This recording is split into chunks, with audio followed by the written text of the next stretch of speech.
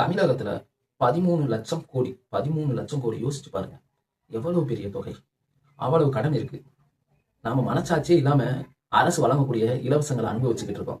ஒரு நிமிஷம், நீ இந்த வீடியோ பாக்குறதுக்கு முன்னாடி நான் இதற்கு முன்னாடி ஒரு வீடியோ போட்டிருக்கேன், அதை பார்த்துட்டு வந்துருங்க. இல்லைன்னா எனக்கு கமெண்ட்ல வந்து கல்வி ஊத்துவீங்க, எப்படி ஊத்தத்தான் போவீங்க பாத்தீங்கன்னா. சரிங்களா? அப்படி இருக்கும்போது நம்ம ஏன் இலவசங்களை அனுபவிக்கணும்? அரசுடைய திட்டங்கள், இலவச பேருந்து பயணம், மாதம் மகளிருக்கு 1000 ரூபாய், இந்த மாதிரியான அரசுடைய திட்டங்கள், பெண் குழந்தைகள் வச்சிருக்கிறவங்களுக்கு ஒருத்தவங்களுக்கு 25,000, 50,000, 2 குழந்தைகள் இருந்துச்சுன்னா 1 லட்சம், 6 பவுன், கல்யாணத்துக்கு காசு, இதுகளை எல்லாத்தையும் திட்டத்தையும் கேன்சல் பண்ணிட்டா 13 லட்சம் கோடியா கொஞ்சம் கொஞ்சமா இந்த 5 ஆண்டுகள்ல இல்ல அடுத்த ஒரு 10 ஆண்டுகள் கொடுக்கலாம். கொடுத்தா நம்ம கம்மி பண்ணிடலாம்ல. இலவசங்கள் எதுக்கு? அண்ணன் சீமான் சொல்றது மாதிரி. சரிங்களா? தயவு செய்து அதை பண்ணி பாருங்களேன்.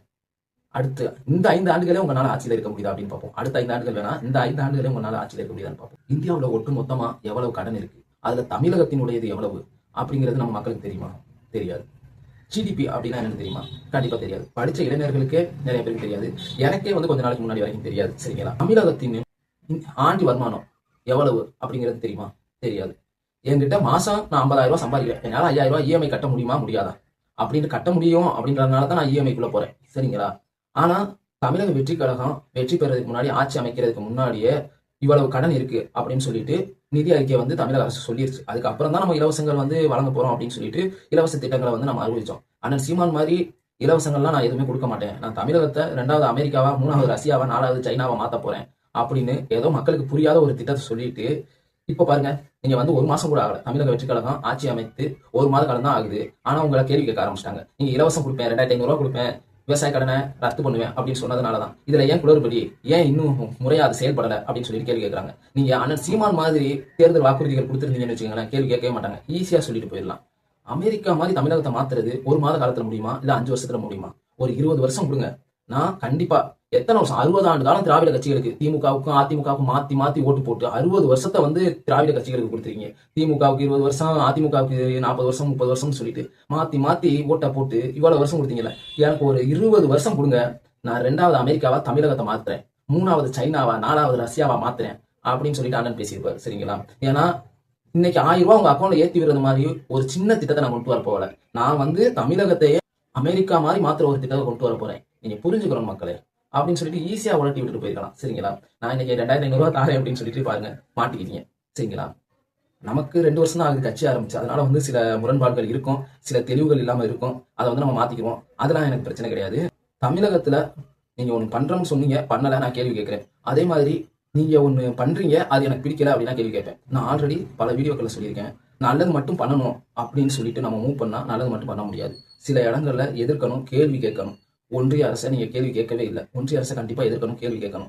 இதற்கு முன்னாடி வரைக்கும் நடக்காத ஒரு சில விஷயங்கள் வந்து தமிழகத்துல இப்போது நடந்து கொண்டிருக்கிறது அப்படிங்கிறது மாதிரி எனக்கு தோணுது. இன்னொரு விஷயம், நான் இந்த வீடியோல அண்ணன் சீமானை பத்தி கொஞ்சம் பேசியிருந்தேன், அதனால கம்ப்ளீட் பண்ணிடுறேன். சரிங்களா? ஒரு நிறுவனம் இருக்கு, அந்த நிறுவனம் வந்து லே ஆஃப் அப்படின்னு சொல்லிட்டு பண்ணுவாங்க, அதாவது ஆட்கள் குறைப்பு. ஆட்களை குறைச்சிட்டா ரெவன்யூ குறையுமா அப்படின்னு கேட்டா கிடையாது. அவங்களுக்கு கொடுக்க வேண்டிய சம்பளத்தை கட் பண்ணி இவங்களுடைய ரெவன்யூ ஏத்துறாங்க.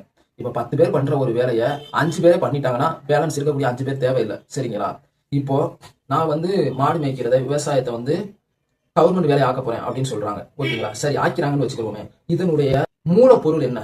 நான் வந்து நிறைய பேருக்கு வேலை கொடுக்க போறேன் அப்படிங்கிறதான். விவசாயத்தை வந்து கவர்மெண்ட் ஜாப் ஆக்கினாலும், மாடு மேய்க்கிறத, ஆடு மேய்க்கிறத கவர்மெண்ட் ஜாப் ஆக்கினாலும், மாடே மேய்ஞ்சிருது, ஆடே மேய்ஞ்சிருது, ஒரு கூடார மாதிரி கட்டி வச்சுட்டோம், அதுல ஆடை திறந்து விட்டோம்னா அதுவே மேய்ஞ்சிட்டு வந்து அதுவே படுத்துரும், அதுக்கப்புறம் புள்ள வைக்கிறதுக்கு ஒரு ஆடு அப்படின்னா ஓகேவா? கிடையாதுல. அதுல வேலை பார்க்கறதுக்கு 100 பேருக்கு வேலை கிடைக்கும் அப்படிங்கிற மாதிரி ஒரு திட்டமா தான் இருக்கும். சரிங்களா? இப்போ 13 லட்சம் கோடி தமிழ்நாட்டுல கடன் இருக்கு, ரைட்டா? இப்போ நான் ஒரு மாடு மேய்க்கிறதுக்கு, ஆடு மேய்க்கிறதுக்கு ஒரு 1000 பேரை வேலைக்கு போடுறேன். 1000 பேரை வேலைக்கு போட்டு 1000 பேருக்கு சம்பளம் கொடுக்குறேன். என்னால ரெவன்யூ வந்து ஒரு 1 லட்சம் எடுக்க முடியுது அப்படின்னு வச்சுக்கோம், இல்ல ஒரு 1 கோடி எடுக்க முடியுது அப்படின்னு வச்சுக்கோம். 1000 பேரை வச்சு நம்ம ஆடு மேய்ச்சு மாசம் 1 கோடி ரூபாய் எடுக்கிறேன் அப்படின்னு வச்சுக்கோம், பெரிய அமௌண்டாவே வச்சுக்கோம். சரிங்களா? 1 கோடி ரூபாய் எடுக்கிறேன். அந்த 1000 பேர் இருக்காங்கல்ல, அவங்க 1000 பேர் இந்த 100 நாள் வேலையில ஓப்பி அடிக்கிறது மாதிரி ஓப்பி அடிச்சுக்கிட்டு இருக்காங்க. அவங்க கொடுக்குற சம்பளத்தை வச்சு நான் 1 கோடி ரூபாய் எடுத்துக்கிட்டு இருக்கேன். ஆனா அவங்கள வந்து நான் கட் பண்ணி 100 பேர் ஆக்கிட்டனாலும் எனக்கு வந்து ஆடு மாடு மேய்க்கிறதுக்கு எந்த பிரச்சனையும் வராது. ஆனா இருக்கக்கூடிய அந்த 1 கோடி 2 கோடியா மாறிடும், ஏன்னா நான் 900 பேருடைய சம்பளத்தை கட் பண்ணிட்டேன். சரிங்களா? அப்படி இருக்கும்போது ஒரு நிறுவனம் அது 900 பேரை கட் பண்ணுமா, இல்ல 1000 பேரையும் சும்மா விட்டு 100 நாள் வேலை மாதிரி பார்க்க விட்டு சம்பளம் கொடுத்துக்கிட்டு இருக்குமா? ஆக்சுவலா இதற்கு பதில் சொல்லுங்க.